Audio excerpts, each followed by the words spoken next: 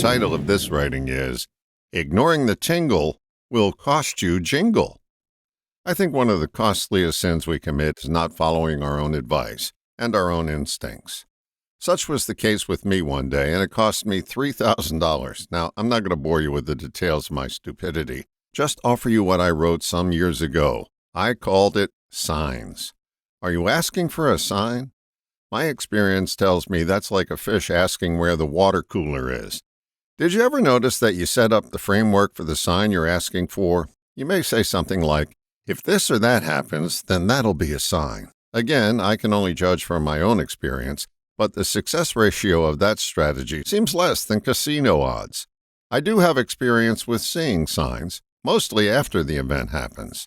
The signs are always there, many of us just don't see them. The collapsed bridge usually had fissures in its framework that were discovered after the tractor-trailer fell into the river. They were there before the event.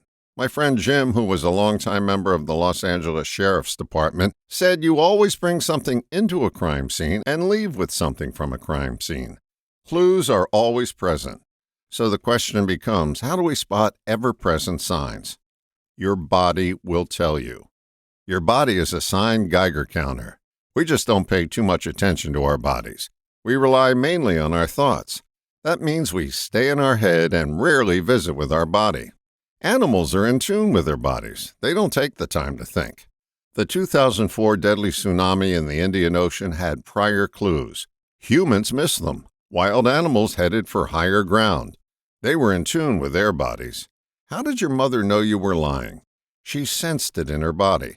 There was no conversation in her head needed. She had subconsciously cataloged many experiences with you over the years and stowed away the clues.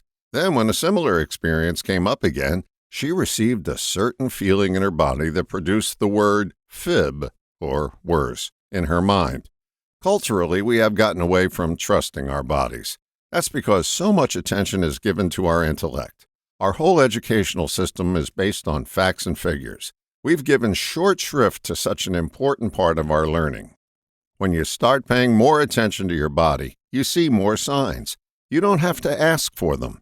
The two-step process of seeing more is feeling more. 1. Start noticing that you have a body, complete with sensations. 2.